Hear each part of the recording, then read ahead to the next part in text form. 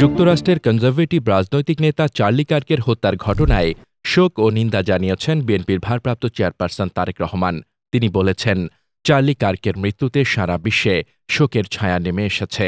কারণ একটি গণতান্ত্রিক সমাজে শুধু রাজনৈতিক বিশ্বাস ও সক্রিয়তার কারণে কারো সহিংসতার শিকার হওয়া উচিত নয়। ব্যক্তির ধর্ম, আদর্শ, দৃষ্টিভঙ্গি যাই হোক না কেন, কারো জীবন এভাবে শেষ হওয়া ঠিক নয়। যে কোনো বিবেকবান ব্যক্তি একমত হবেন যে কারো মৃত্যুই এভাবে হওয়া কাম্য নয়। কিন্তু হঠাৎ মার্কিন মুলুকের কট্টর জায়নবাদী চার্লি কার্কের ব্যাপারে তারেক রহমানের এই শোকের কারণ কি?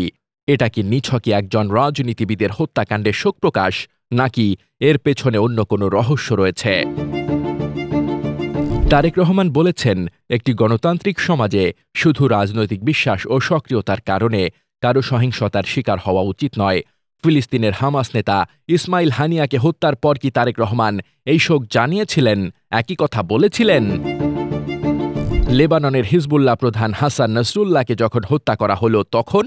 তাহলে একজন কট্টর জায়নবাদী ইসলাম বিদ্বেষী নেতার মৃত্যুতে কেন তিনি বিচলিত হচ্ছেন?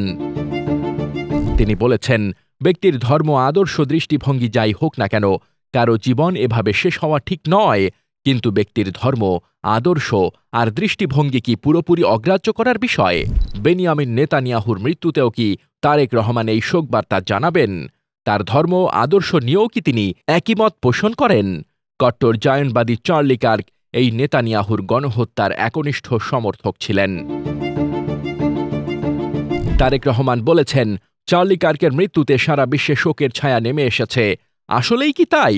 ইসরায়েলের হামলায় প্রতিদিন যে শত শত ফিলিস্তিনি নিহত হচ্ছে, তাদের মাঝেও কি শোকের ছায়া নেমে এসেছে? সারা বিশ্বে যেসব মুসলিম ইসরায়েলের গণহত্যার প্রতিবাদে মাঠে নেমেছে, তারাও কি শোকাচ্ছন্ন? যারা ইসলামকে ভালোবাসে, হযরত মুহাম্মদ সাল্লাল্লাহু আলাইহি ওয়াসাল্লামকে জীবন দিয়ে ভালোবাসে, তারাও কি ইসলাম বিদ্বেষী কার্কের মৃত্যুতে শোকাহত? তাহলে চার্লি কার্ককে নিয়ে তারেক রহমানের এই আগ্রহের রহস্য কি? Charlie Kirk turning point USA এর প্রতিষ্ঠাতা, ট্রাম্পের সমর্থক, রক্ষণশীল রাজনীতিবিদ।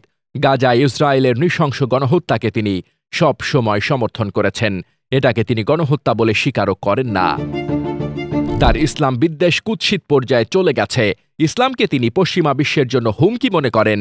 পশ্চিমা বিশ্বে মুসলিম অভিবাসনকে তিনি সভ্যতার আত্মহত্যা বলে মন্তব্য করেছে। ইসলামের নবী হযরত মুহাম্মদ সাল্লাল্লাহু আলাইহি ওয়াসাল্লামকে নিয়ে তিনি যেসব নোংরা কটূক্তি করেছেন, সেগুলো একজন বিশ্বাসী মুসলিমের পক্ষে শোনাও কঠিন। এইসব বিষয়ে তার বিষাক্ত মন্তব্যগুলো এত বেশি ছড়িয়ে পড়েছে যে সেগুলো অগ্রাহ্য করার কোনো উপায় নেই।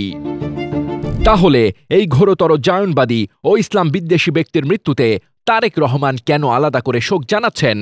চার্লি কার্কের মৃত্যুতে তারেক রহমানের শোকবার্তার সাথে সাথে আরও কয়েকটি ছবি অনলাইনে ছড়িয়ে পড়েছে। সেই ছবিগুলোতে দেখা যাচ্ছে কট্টর ইসলাম বিদ্বেষী জায়নবাদী এই নেতার সাথে বৈঠক করছেন বিএনপির নেতা আমির খসরু মাহমুদ চৌধুরী। অর্থাৎ যুক্তরাষ্ট্রের সাথে সম্পর্ক গড়ার জন্য বিএনপি যাদেরকে বেছে নিয়েছেন, তাদের একজন হলেন এই জায়নবাদী চার্লি কার্ক। আর সে কারণেই চার্লি কার্কের মৃত্যুতে প্রায় তাৎক্ষণিক শোকবার্তা দিয়েছেন তারেক রহমান। যুক্তরাষ্ট্রসহ বিভিন্ন বড় শক্তিধর দেশগুলোর সাথে সব দলই সম্পর্ক গড়তে চায়। ভবিষ্যতে দেশ চালাতে চাইলে এই সম্পর্ক তাদের প্রয়োজন। বাংলাদেশের আরও অনেক রাজনৈতিক দলের নেতাদেরকেও আমরা বিভিন্ন দেশে যাতায়াত করতে দেখেছি, এখনও দেখছি, কিন্তু সেগুলো ঘটছে প্রকাশ্যে। কিন্তু চার্লি কার্কের সাথে আমির খসরুর বৈঠক প্রকাশ্যে হয়নি। বিএনপি এ ব্যাপারে দেশের মানুষকে কিছু জানায়নি। দেশের মানুষ এখন অনেক প্রশ্নের উত্তরই জানতে চাইবে। যুক্তরাষ্ট্রের সাথে সম্পর্কের জন্য কেন একজন চরম ইসলাম বিদ্বেষী জায়নবাদীকে বেছে নিল বিএনপি? ফিলিস্তিনের গণহত্যা, ইসলাম ও পশ্চিম বিশ্বে অভিবাসন নিয়ে কার্কের অবস্থানকে কি তাহলে বিএনপি সমর্থন করে? সমর্থন না করলে কোন সহমতের ভিত্তিতে তার সাথে যোগাযোগ করেছে বিএনপি? ইসরায়েলের ব্যাপারেই বা কি অবস্থান হবে বিএনপির? বাংলাদেশের ক্ষমতায় আসলে তাহলে ইসলামপন্থী আর ফিলিস্তিনি প্রশ্নে কি অবস্থান নেবে বিএনপি? এরকম অনেক প্রশ্ন এখন মানুষের মনে ঘুরছে। বিএনপির ভারপ্রাপ্ত চেয়ারম্যান তারেক রহমান কি এই প্রশ্নগুলোর জবাব দেবেন?